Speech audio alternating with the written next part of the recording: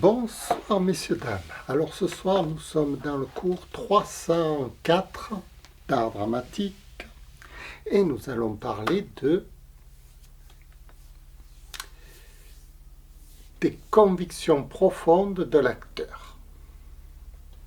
Ces convictions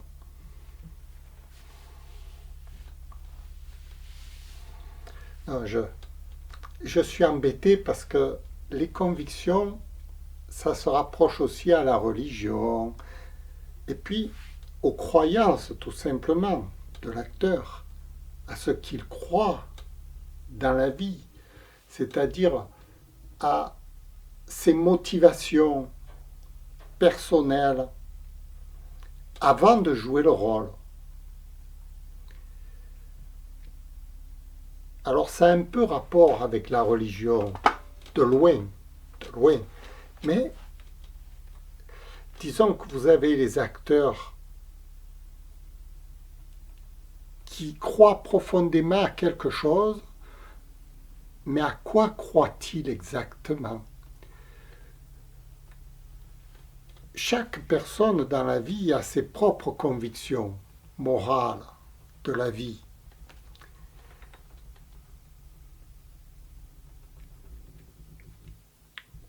Et c'est un sujet excessivement complexe. Complexe parce que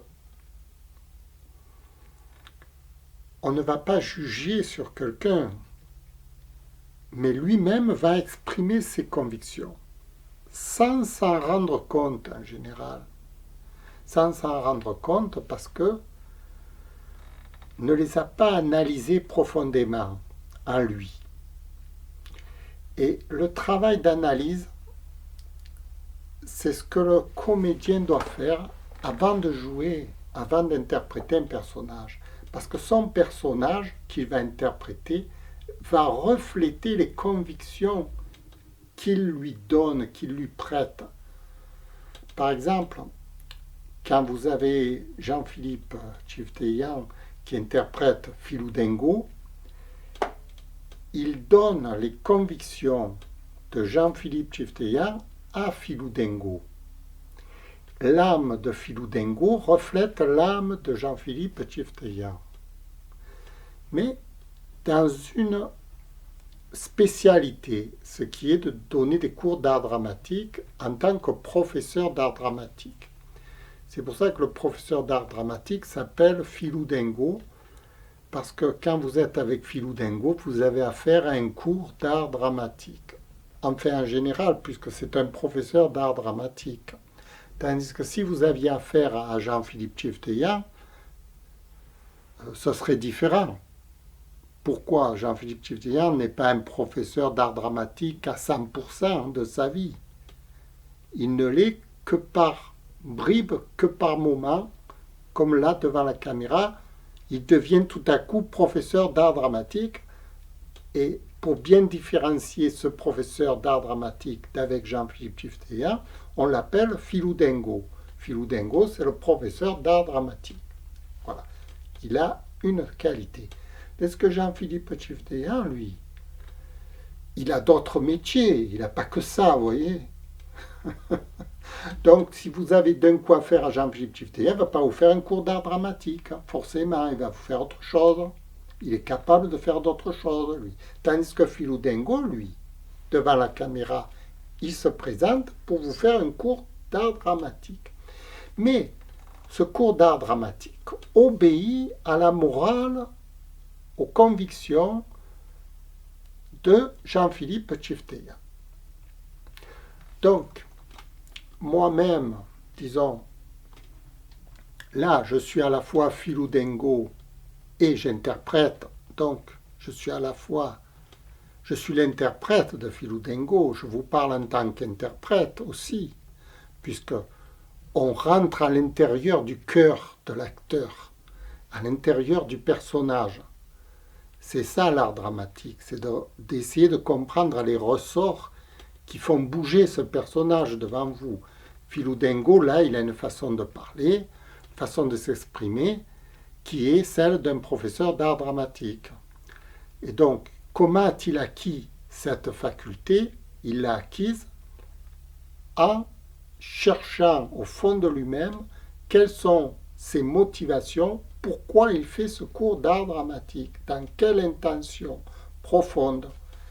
Évidemment, même s'il vous dit quelque chose, il peut mentir.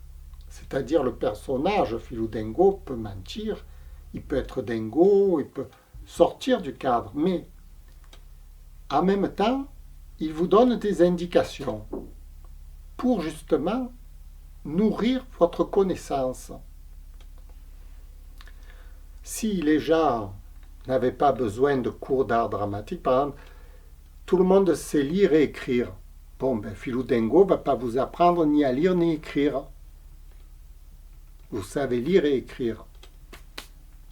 Mais comme vous ne savez pas jouer la comédie, Philou Dingo, lui, il est là pour vous apprendre. Et avant, parce que avant de se présenter devant la caméra, il a fait une formation. Et c'est de cette formation dont il vous parle. Et dans la formation, il y a les convictions morales de l'acteur, les convictions profondes de l'acteur. Comment va-t-il déceler, comprendre quelles sont ses convictions profondes? Quelle est sa morale?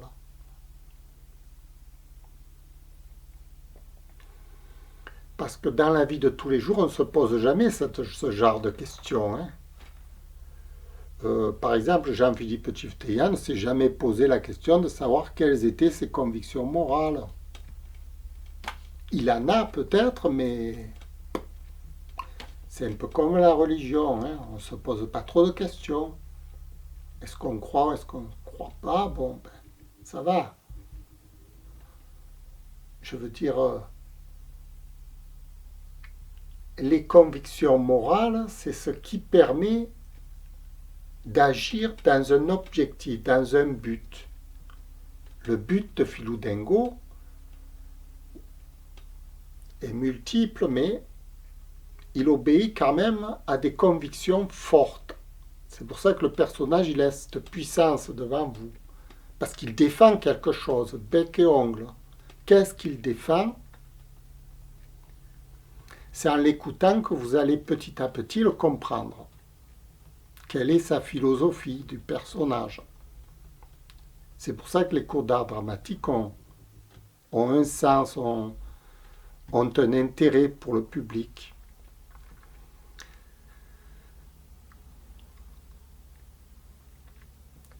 Voilà. Déjà là, c'est bon. Je vais passer à la seconde étape de mon cours et je vais changer l'objectif. Comme ça fera un autre point de vue.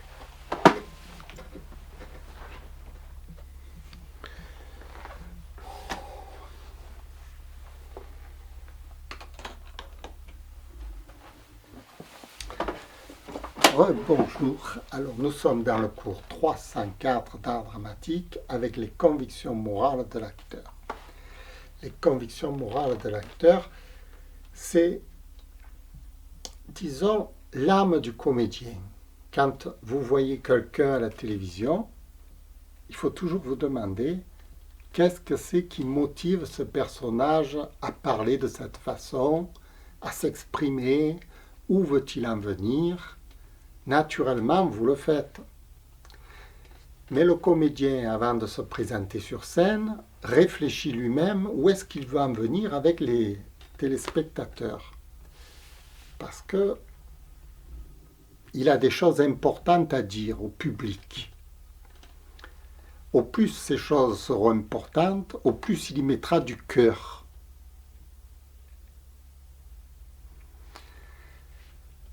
Alors, les convictions morales, c'est tout ce qui a trait un peu à l'intérêt du comédien, à l'intérêt dans tous les sens du terme. Intérêt, c'est un mot un peu fort, c'est-à-dire à tout ce qui il désire un peu, à sa volonté profonde.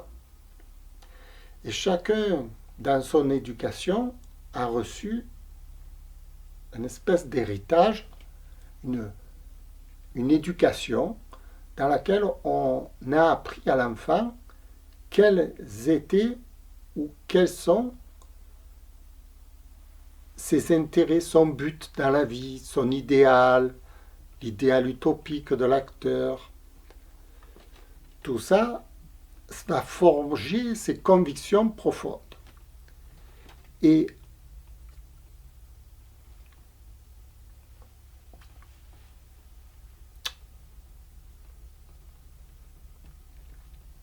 si vous voulez, normalement, dans ma vision des choses, c'est que l'acteur, avant de se présenter devant la caméra, devrait écrire ses convictions profondes pour les revendiquer,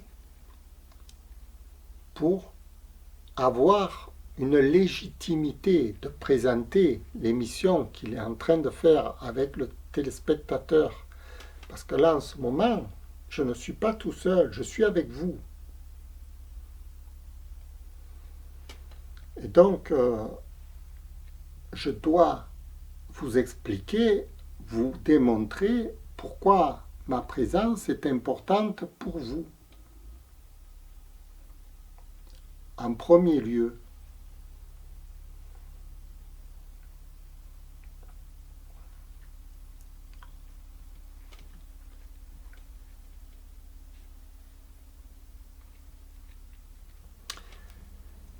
alors, si vous voulez, nous sommes dans un cours d'art dramatique. Ce qui est important dans un cours d'art dramatique, c'est de pouvoir jouer la comédie. Et la comédie, jouer la comédie, c'est avec ses convictions profondes qu'on joue la comédie.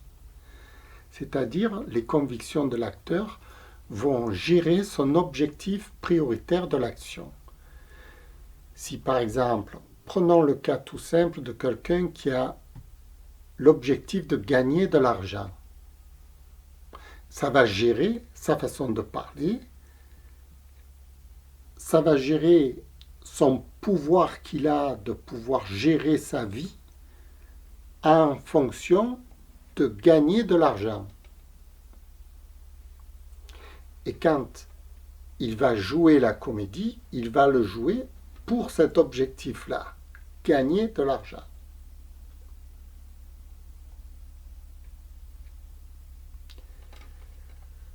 C'est un objectif, c'est une croyance, c'est une conviction profonde de quelqu'un qui pense que l'argent est primordial pour lui. Il y a d'autres personnes qui vont penser qu'il y a des objectifs plus importants que l'argent dans la vie et vont diriger leur existence vers ces objectifs. Si par exemple quelqu'un a la passion des voitures, il va diriger sa vie sur les voitures. Et quand il va jouer un personnage, il va donner au personnage la force d'aimer les voitures, par exemple.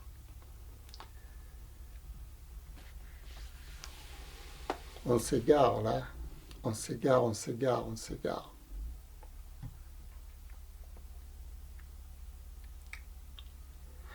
Si vous voulez, l'art dramatique, ce sont les lois fondamentales pour lesquelles l'acteur joue une scène.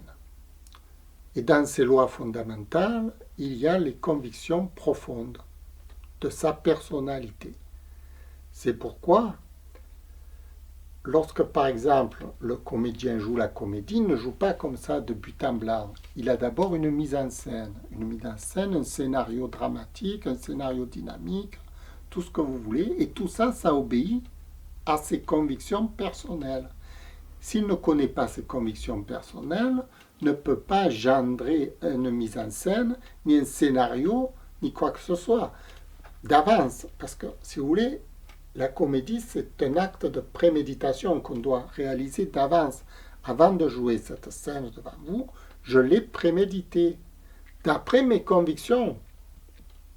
personnel, d'après mon scénario, d'après ma mise en scène, d'après tout ce qui fait le package, qui fait que je suis là devant vous en train de faire ce speech.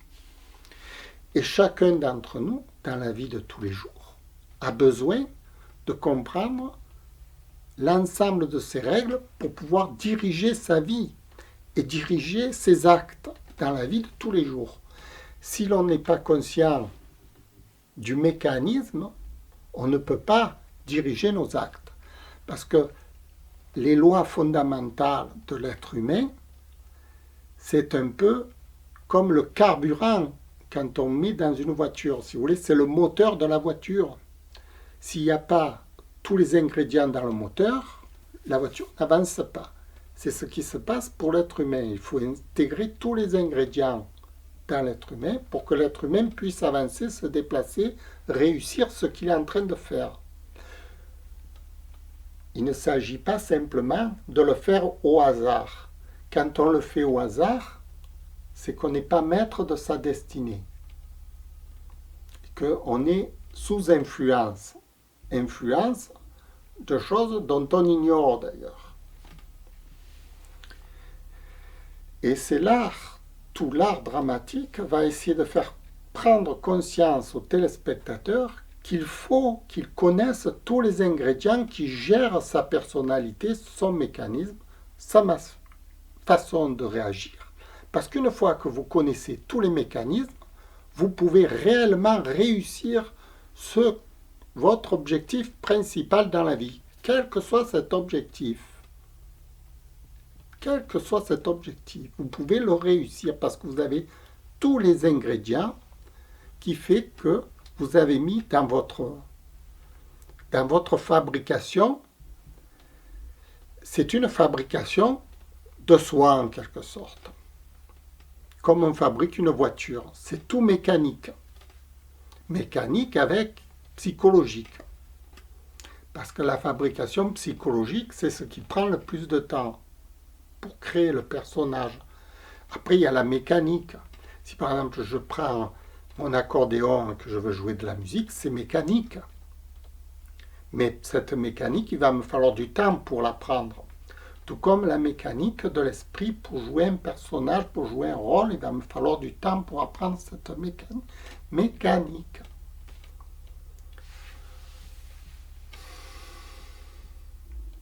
Et dans tous les ingrédients, il y a les convictions personnelles de l'acteur.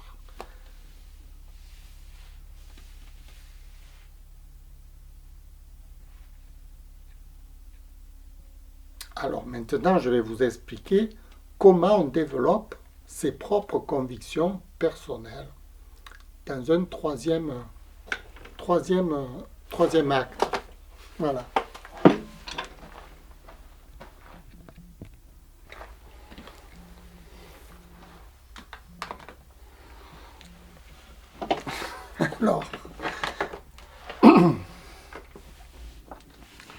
Alors, nous sommes toujours dans le cours 303 d'art dramatique et les convictions personnelles morales de l'acteur.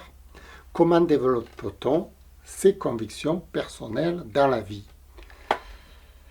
Eh bien justement, on va les développer par rapport à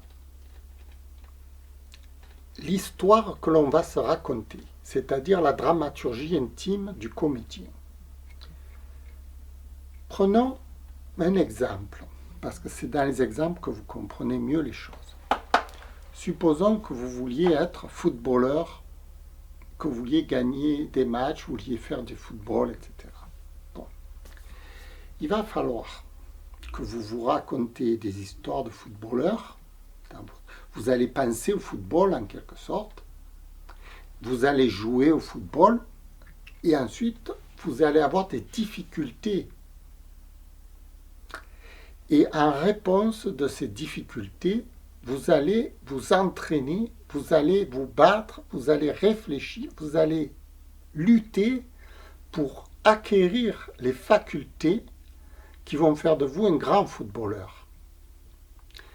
Dans ce combat que vous allez mener, vous n'allez pas le mener en 5 minutes. Il va falloir s'entraîner des mois et des mois pour être dans la bagarre.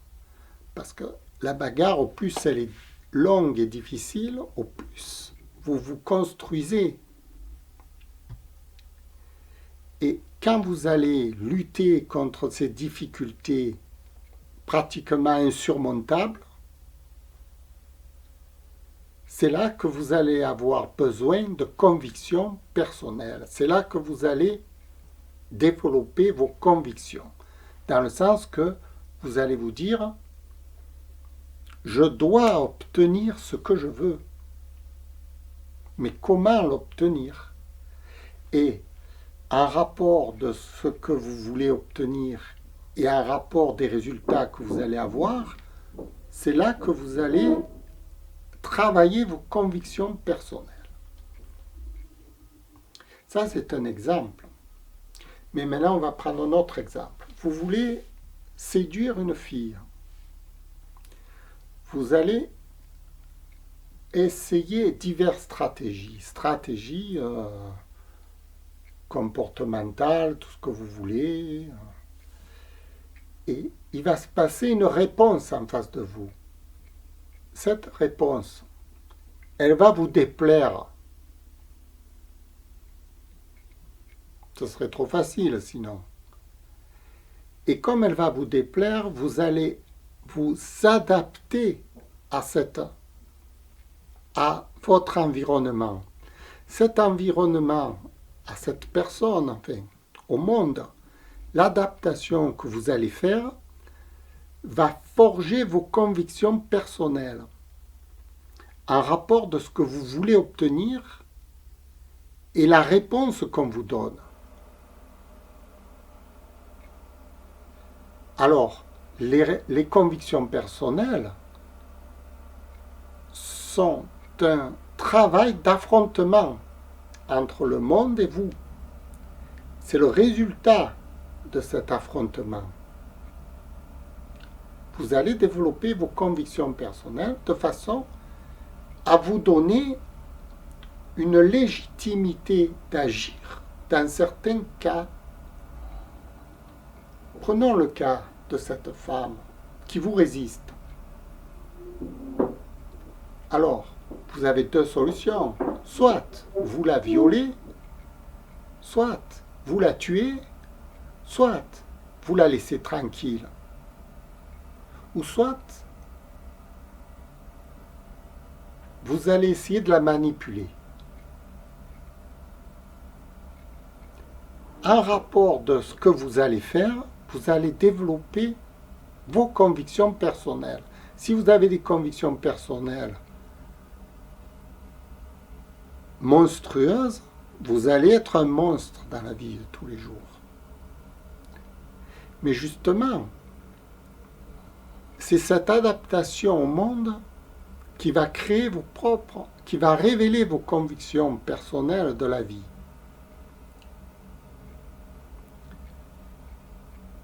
Et en réponse du résultat du travail que vous aurez fait, vous saurez que dans la vie, vous obtenez ce que vous voulez en suivant vos convictions personnelles. Ce que vous voulez vous obtenir. Vous pouvez très bien laisser cette personne tranquille. Si vous avez des convictions personnelles qui sont généreuses, vous allez dire chacun sa vie, chacun chez soi, même que ça me coûte à moi. Parce que moi, ce que j'aurais voulu, c'est qu'elle soit avec moi, elle n'est pas avec moi. Ça fait rien. Si vous arrivez à dire ça fait rien, c'est que vous avez des convictions personnelles très fortes qui privilégient le respect envers les êtres humains. Si maintenant vous allez la forcer, la violer ou la tuer, c'est parce que vos convictions personnelles sont d'obtenir à tout prix ce que vous voulez obtenir sans tenir compte. Vous allez être une espèce de tyran, mais d'un tyran fort, dans des convictions personnelles fortes. Et une fois que vous avez mis en place votre propre fonctionnement, vous allez l'exprimer devant la caméra, dans un personnage, parce que le personnage que vous allez incarner va être obligé de tirer de vous, de vos propres de votre propre façon de voir la vie, de votre propre façon de réagir.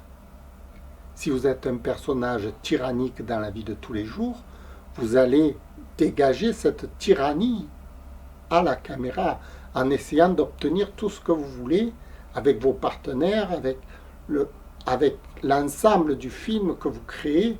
Vous allez être une espèce de dictateur dans la fabrication de ce film, en rapport de vos convictions personnelles que vous vous êtes faites dans la vie de tous les jours. C'est très important d'être conscient et de développer justement ces convictions personnelles de façon à pouvoir les exprimer encore mieux devant la caméra, de pouvoir les sublimer. Par exemple, là, Philou Dingo sublime les convictions personnelles de Jean-Philippe Tchiftyan. Il les sublime, vous voyez. C'est-à-dire qu'il les porte à son paroxysme. Il les étale comme ça devant le public. Maintenant, le public,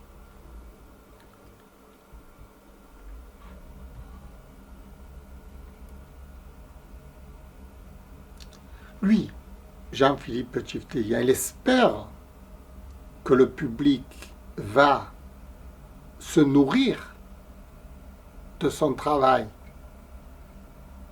Il espère que le public en fera quelque chose de beau. Maintenant, est-ce que le public va en tirer le meilleur, ou chacun va en tirer ce qu'il veut? Comme je vous dis, dans la vie de tous les jours, on en tire ce qu'on veut. Ça, c'est une question que Jean-Philippe Tchiftyan ne peut pas deviner.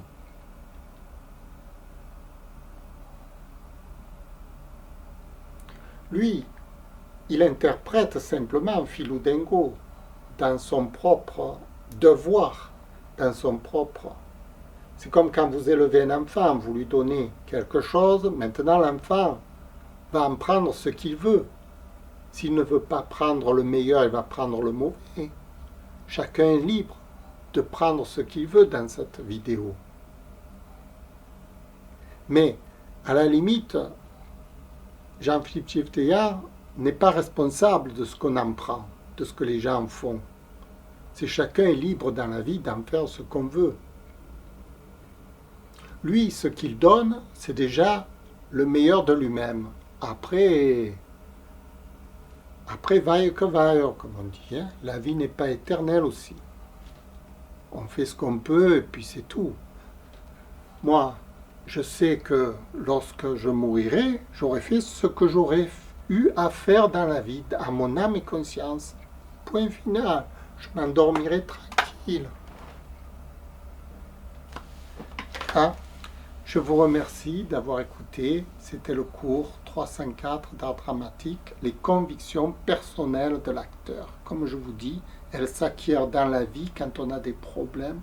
Et c'est justement ces problèmes qui font que on progresse dans une certaine forme et que cette forme ensuite va être le moule dans lequel on va exprimer son personnage théâtral quand on va faire son objectif prioritaire, sa mise en scène, on va se calquer sur nos propres résultats de la vie de tous les jours.